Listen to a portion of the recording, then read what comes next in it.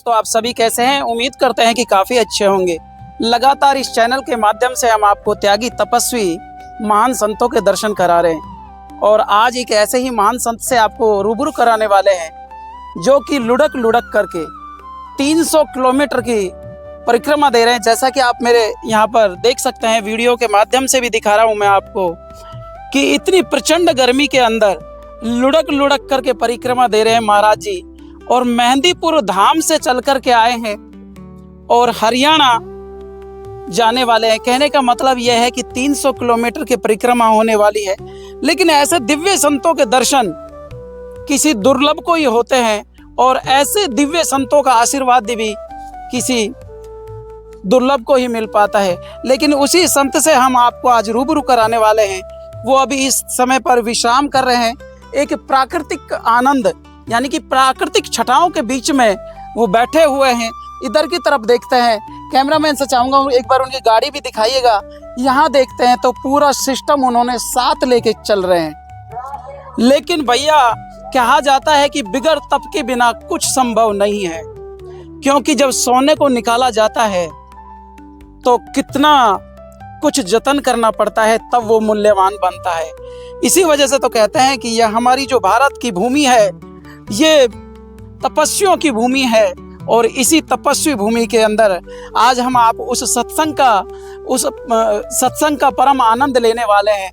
तो दोस्तों मैं सभी से यही चाहूँगा, यही सभी से गुजारिश करना चाहूँगा, जय बालाजी महाराज जी की जय कमेंट बॉक्स में लिखते जाएं और इस वीडियो को है ना भर भर करके शेयर करते जाएं। महाराज जी सबसे पहली चरण स्पर्श। नारायण नारायण जय श्री राम, नमो नारायण। संत समाज को आदेश। जी महाराज जी अपना सबसे पहली मुखारविंद से एक परिचय दे दीजिए। हम श्री 1008 संत किरणदास जी के शिष्य सोनूदास जी महाराज जी, पंचमुखी बालाजी मंदिर के सेवादार, समाज के लिए जन कल्याण के लिए एक नई क्रांति और एक नई राह डगर के लिए निकले हैं रोड पे, गद्दी को त्याग कर रोड पे निकले हैं। महाराज जी इतना कठिन और इतना जबरदस्त टेम्परेचर है कि नंगे पैर चलना मुश्किल हो जाता है। लेकिन मैं देख रहा हूँ कि हम आपके वजन की बात करें 80 किलो का वजन, लेकिन फिर भी लुढ़क लुढ़क करके 80 केजी नहीं, किलो नहीं है भाई। शिवराम आपके जितने चैनल पे सब्सक्राइबर है, चाहने वाले हैं, उनको एक बात बड़े बता देते हैं जी, इन बाबा जी का वजन कम मत करना। 150 केजी पूर्ण रूप से वजन है भाई। बिल्कुल, एक बार तालियां बजा दीजिए भाई। 1.5 क्विंटल वजन है और लुढ़क लुढ़क करके परिक्रमा दे रहे हैं यार। आपने कहा जाता है ना कि भाई त्यागी तपस्वियों की भूमि है और यहाँ पर वो ही त्यागी तपस्वी महान संत से आज हम रूबरू हुए हैं। इधर की तरफ देखें तो संत जी के हाथ में एक अखंड ज्योति है, जिस ज्योति से पूरा संसार चल रहा है वही ज्योति स्वरूप है। लेकिन आज के इस जमाने को देखते हुए महाराज जी क्या लगता है अपने को? इस जमाने से बड़ी नफरत होने लग रही है। बड़ा आज का जो समाज है, आज का जो हमारा समाज है, इतनी त्रुटियां भरी हुई है। बड़े बुजुर्गों की कोई सेवा नहीं है, वृक्षों से कोई प्रेम नहीं है, संस्कार नाम की चीज नहीं है। चाहिए तो सबको क्या चाहिए? पैसा, कोठी, बंगला और नशा। संस्कारों को हम भूलते जा रहे हैं। स्वार्थ रूपी जीवन जीने के लिए आज हम मजबूर हो चुके हैं और संत ऐसा कभी भी नहीं कर सकता। संत की एक पहचान है, सनातन की एक पहचान है, जनहित को जगाना है और एक नई क्रांति के साथ में वापिस। कुछ बातों में बहुत ज्यादा रूढ़िवादी हूँ मैं, मुझे गुड मॉर्निंग पसंद नहीं है सुबह की, मुझे सुबह की राम राम पसंद है। राम राम पसंद है, क्योंकि राम में ना खुद राम विराजमान है, खुद राम विराजमान है।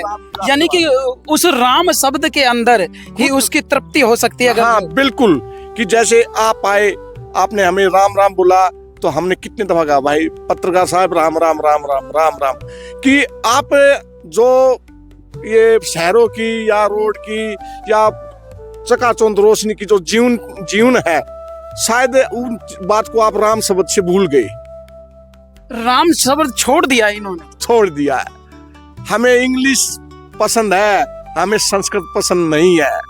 हमें टाई जीन्स पसंद है, हमें ना धोती कुर्ते वाले बुजुर्ग पसंद नहीं है।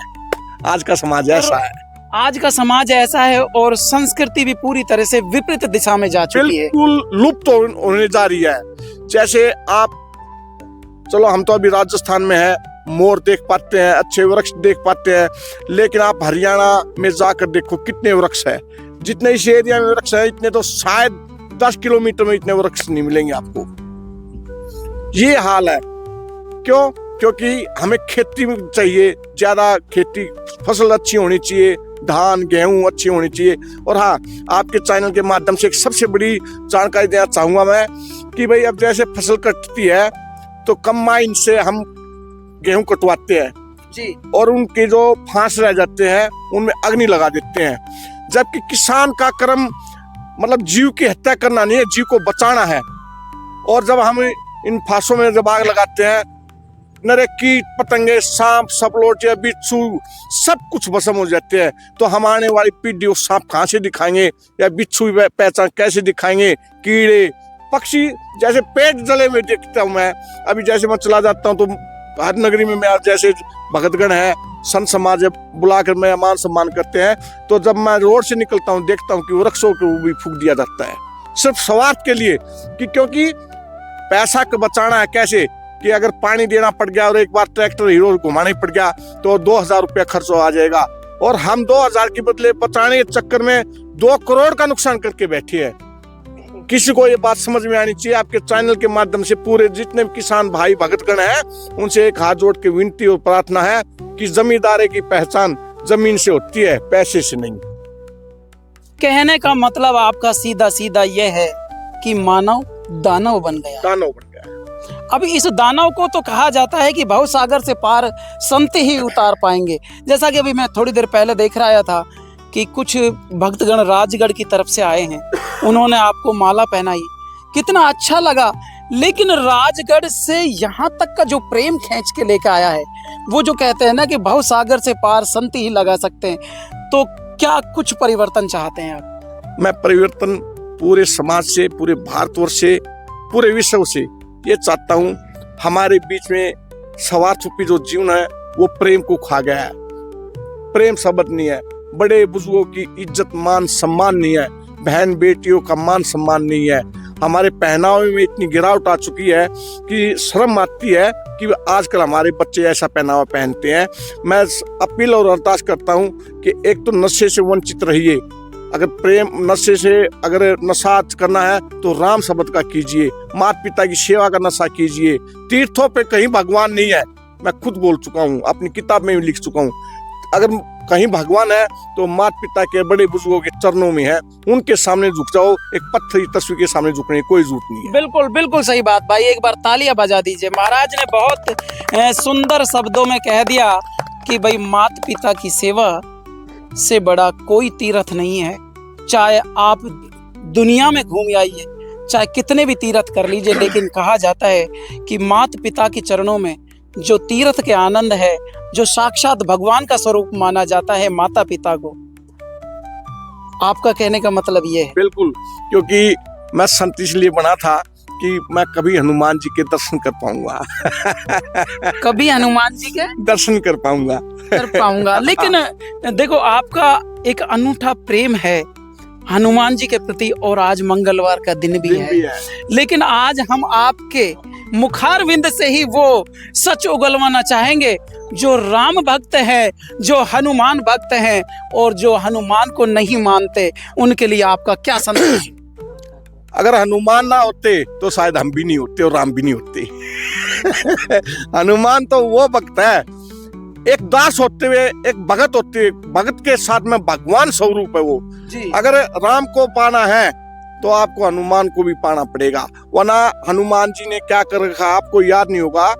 छोटी कहानी में बता देता हूँ कि अगर आप श्री राम रटोगे ना, हनुमान दहाड़ के आ जाएगा गदा लेके।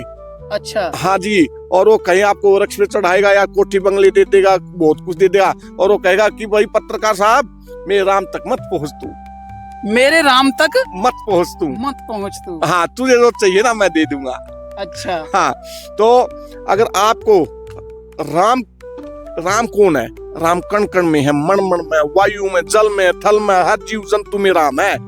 लेकिन उसको पाना है, तृप्ति पानी है, मुक्ति मोक्ष पाना है तो आपको हनुमान, क्योंकि कलयुग के अंदर आपको बता देता हूँ बढ़िया के हिसाब से मुनीम है और भाई बड़े आदमी के जो लाला लोग होते हैं या मंत्री संत्री होते हैं उनके पिए होते हैं, तो राम के पिए भी हनुमान जी है। हनुमान जी कहने का मतलब राम से अगर जो आपको मिलना है तो हनुमान के बगैर नहीं मिलेंगे। तो इसलिए आप हनुमान जी का सुमरन कीजिए और हनुमान जी का सुमरन करोगे तो वो खुद ही कभी ना कभी, ये नहीं है कि राम आज धनुष या तीर लेके आएंगे जी। वो आपके अंदर भी ऐसा कोई गुण, क्योंकि भगवान खुद तो आएंगे नहीं, श्री तो खुद सुदर्शन चक्र लेके पैदा होंगे नहीं, क्या पता मेरे जैसे कितने हठयोगी है, लेकिन किसी न किसी स्वरूप में आ गया ऐसा कोई ज्ञान दे जाएंगे जिससे मेरा जीवन, जिसकी मुझे अभिलाषा या पिपासा या प्यास है जी, उस शब्द से मुझे तृप्ति मिलेगी और मेरा जीवन एक कमल के फूल की तरह हुआ कीचड़ के अंदर। कहने का मतलब उस शब्द के अंदर ही सब कुछ समाहित है, पूरा ब्रह्मांड समाहित है उस शब्द, और उसी शब्द को लोग जान नहीं रहे, उस शब्द को लोग पहचान नहीं रहे। लेकिन महाराज जी अब हम बात करें आपके परिक्रमा की, 300 किलोमीटर की आप परिक्रमा लगा रहे हैं, लेकिन कितना कुछ कष्ट सहना पड़ रहा है। कष्ट, एक बात बोले तो वो वहां बैठते हैं ना मंदिर में गद्दी पे जाकर तख्त पे, वो कष्ट है, ये कष्ट नहीं है। अच्छा, वो कष्ट है लेकिन ये कष्ट नहीं है। तो क्या आपको इस चैनल के माध्यम से लोग देख रहे हैं, सुन रहे हैं, क्या सभी भक्तों को इसी तरह से जैसे बेलन रुड़क करके आता है, बेलन रोल करके आता है, मैं देख रहा हूं कि 150 किलो का वजन और प्रचंड गर्मी, और बाबा का ये संकल्प दिल दहला देने वाला संकल्प है, तो क्या हर व्यक्ति को ऐसा ही करना चाहिए? नहीं, हर व्यक्ति को नहीं करना चाहिए। आप तो बाबा हठयोगी हो गए मेरे हिसाब से। हाँ, मैं हठयोगी, और क्योंकि मुझे जब भी कोई परेशानी आती है, शारीरिक कष्ट पीड़ा होता है, तो मेरे संत गुरु महाराज की कॉल आ जाती है, वीडियो कॉल करते हैं। अच्छा। और वो एक बात होते, बेटे तेरे साथ ऐसा हो गया, मैं गुरु महाराज आपका आशीर्वाद है। आपका कनेक्शन सीधा उधर से है। वीडियो कॉल आती है आपके पास? हाँ, मेरे गुरु महाराज की वीडियो कॉल आती है जी। अब जैसे 2-3 दिन में परेशान था, डेली फोन आए, क्या हुआ बेटा? मगा गुरु जी महाराज ऐसे हुआ ऐसे हुआ। बोला ठीक है, कुत्तों को कुछ भोजन डाल दे, ठीक है, कुत्ते को दूध पिला दे, चीटियों आटा डाल दे। ठीक है गुरु महाराज, हो गई ठीक। क्या बात है, सोचने और समझने की जरूरत है सिर्फ कि भगवान कण कण के अंदर है, लेकिन साक्षात जब महाराज जी के हम मुखार विंद से सुन रहे हैं कुछ ऐसे शब्द जिनको कहा नहीं जा सकता, जिनको महसूस नहीं किया जा सकता, सिर्फ आभास किया जा सकता है। क्या निराली भक्ति है, कैसी भक्ति है ये, उस परमात्मा से कैसा मिलन है ये। लेकिन महाराज जी क्या कुछ कहना चाहेंगे अब चलते चलते, क्योंकि आपको जो भक्त देख रहे हैं उनको एक छोटा सा एक ऐसा ज्ञान दे दीजिए ताकि वो इस प्रकृति से दूर नहीं हो और अपने माँ बापों की सेवा के लिए तत्पर रहें। देखिए, आपके चैनल के माध्यम से कुछ बुजुर्ग भी देख रहे होंगे, कुछ अधेड़ उम्र भी देख रहे होंगे, कुछ जवान अवस्था के भी देख रहे होंगे, कुछ मतलब जवान की अवस्था में कदम रखने वाले नए हाल बच्चे भी होंगे जी। उनसे एक अर्जी और एक अरदास है, और आपके माध्यम के चैनल के माध्यम से एक बहुत बड़ी बात भी बता देते हैं, शायद आपको नहीं जानकारी होगी। 2024 में गुरु महाराज ने हमें आशीर्वाद दिया। मेरे पापा की महिमा थी और श्री ही नारायण का सुदर्शन चक्र था, मैं श्री राम की स्तुति थी। 700 किलोमीटर 2024 में परिक्रमा की गई थी, जिससे मुझे हिंदू, मुसलमान, सिख, ईसाई चारों धर्म के इंसान मिले। परमपिता परमात्मा ने इंसान पैदा किया है, ना कोई धर्म और ना कोई जाति, ना कोई धर्म ना कोई जाति, ना कोई जाति। ये धर्म और जाति हमने बनाई है। और नौजवानों से ये कहना चाहूंगा कि पढ़ाई जरूर करना, लेकिन कुछ कम से कम +2 तक संस्कृत जरूर पढ़े, क्योंकि संस्कृत आपको जानकारी होगी शायद पत्रकार साहब, ये जो सबसे ज्यादा साइंटिस्ट का कौन से कंट्री में है, कौन से कंट्री में? अमेरिका नहीं, और कोई कंट्री है तो एक देश है, कंट्री है जिसमें सबसे ज्यादा साइंटिस्ट है। तो उसमें ऊपर जो है ना, इंग्लिश में जो बोलते हैं, स्पीच बोलते हैं, तो वहाँ रिकॉर्ड नहीं होती, लेकिन संस्कृत उनको, उन साइंटिस्टों को संस्कृत सिखाई गई है बाकायदा, और वो जब वो संस्कृत बोलते तो वहाँ ऊपर रिकॉर्ड होती है। कोई भाषा इस्तेमाल नहीं होती। नशा मुक्त प्रदेश देश चाहिए, भाईचारा बढ़ा के रखो, ये नेताओं की बातों में मत घुसो। कोई नेता, अब इलेक्शन खत्म हो गए, कोई भी नेता, किसी बड़े बुजुर्ग की मृत्यु हो गई, परमपिता परमात्मा प्रिय हो गया, या किसी निर्धन की, गरीब की बेटी शादी है, कोई आता है क्या? सबसे एक हाथ जोड़ की विनती और प्रार्थना है, प्रेम को बढ़ाओ, नफरत को घटाओ। ये एक बात कहा जाता है कि ना, दुखों का विभाजन करो, सुखों को गुना करो, दुश्मनों को माइनस करो और प्रेम को जमा करो। ठीक है। और सबसे बड़ी बात बताना चाहता हूँ कि अपने माता पिता की सेवा कीजिए भाई। मतलब मैं शायद मेरा जीवन निकल गया है, करीब करीब 50 वर्ष की आयु हो चुकी है हमारी। 50 वर्ष में मतलब 6ठी क्लास से मैं 12 वर्ष का था, तभी मैं बाबा की आराधना करता हूँ। अब लगभग लगा लो 38-37 साल हो गए। हाँ, लगता है कि मैं ओरा बोलते हैं हम अपनी भाषा में, सकारात्मक वायु का ओरा होता है। ठीक है। नकारात्मक जो टूटा रहता है, आलसी रहता है, हमेशा नेगेटिव दिमाग रहता है, तो पूजा पाठ करने से सकारात्मक ओरा रहता है। और वो पूजा पाठ राम शब्द में सुबह उठ कर अपने माँ बाप के चरण लो, शाम को सोने पहले अपने माता पिता के पैर दबा के सुलाओ। कहीं मंदिर में या मस्जिद या गुरुद्वारे गिरजाघर जाने की जरूरत नहीं है। तुम्हारे माता पिता की आत्मा से जो दुआ निकलेगी, कोई भी कार्य ऐसा नहीं होगा जो बीच में अटक जाए या पूर्ण रूप से ना हो। ये वचन मैं दे रहा हूँ। बिल्कुल बिल्कुल सही कह रहे हैं महाराज जी। माता पिता की सेवा ही सर्वोपरि सेवा मानी गई है। लेकिन महाराज जी, आप कितनी आयु के अंदर संत बन गए थे? मैं 12 वर्ष की आयु में घर से ही भागने लग गया था, और मेरे गुरु महाराज ने मेरी शादी कराई। मुझे बेटा भी है और अभी वो विजिलेंस में इंस्पेक्टर है जी। लेकिन मैंने अपने सुख समृद्धि सब कुछ त्याग रखा है। गृहस्थ जीवन, मतलब ये लगा लो, मुझे 2008 में गुरु महाराज ने वापस मुझे चोला दिया था जी। तो अब हिसाब लगा लेना कितना समय हो गया। तो कहने का मतलब आप नाथ पंथ से हैं? नहीं, दास संप्रदाय से हम। दास संप्रदाय? हाँ, हम रामानंदी दास समाज से हैं। और हमारे गुरु महाराज श्री 1008 संत कीर्तनदास जी महाराज जी की आयु करीब करीब 100 वर्ष हो चुकी है। लेकिन बचपन से जैसा मैंने देखा, उनका स्वरूप आज भी वैसा ही है। बचपन से जैसा स्वरूप देखा आज भी वैसा ही है। लेकिन महाराज जी, चलते चलते एक सवाल का जवाब और जानना चाहेंगे हम कि जो ये आपकी यात्रा है, जो कितने दिनों की यात्रा है? नहीं, ये नहीं बोल सकते। हम 4 मार्च को चले थे मेहंदीपुर घाटा से जी। पहुंचाना गुरु महाराज का, बाबा का, श्री राम का, श्री हरि का कार्य है और भक्तों की दुआएं हैं। माता पिता बड़े बुजुर्गों का आशीर्वाद, दुआएं हैं हमारे साथ में। संत समाज का बड़ा प्रेम। और अब भी संत समाज का मेरे पास फोन आया, महाराज जी कोई तकलीफ, महाराज आपका आशीर्वाद है। तो संत समाज का जो आशीर्वाद है, बड़े बुजुर्गों की दुआएं और आशीर्वाद है, वही मैं अपने सिर चढ़ाकर चलता हूँ। और चलने पहले सभी जीव जंतुओं को, जल थल वायु को, आकाश अग्नि को, सबको प्रणाम करके चलता हूँ। सबसे प्रेम करना चाहता हूँ। प्रेम है तो भगवान है, नफरत है तो राक्षस है। बिल्कुल सही बात है। महाराज जी से भी कुछ जानना चाहेंगे। तो दोस्तों, ये तो थे मेरे साथ में महाराज जी, जो कि हरियाणा के निवासी हैं। और यहाँ पर आप देख रहे हैं, जैसा वीडियो के माध्यम से दिखा रहा हूँ, कि रोड पर प्रचंड गर्मी के अंदर किस तरह से गुड़कची लगाकर बेलन नुमा चल रहे हैं।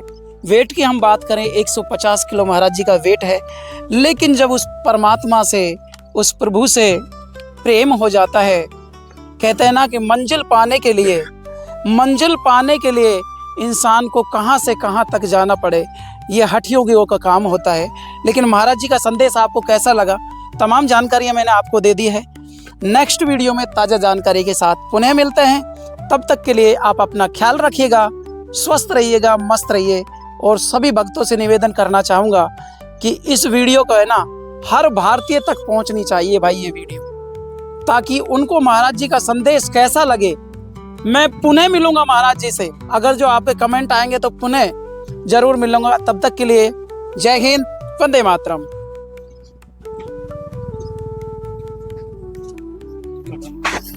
इसमें सेट कर गुरुजी। महाराज जी 2 मिनट।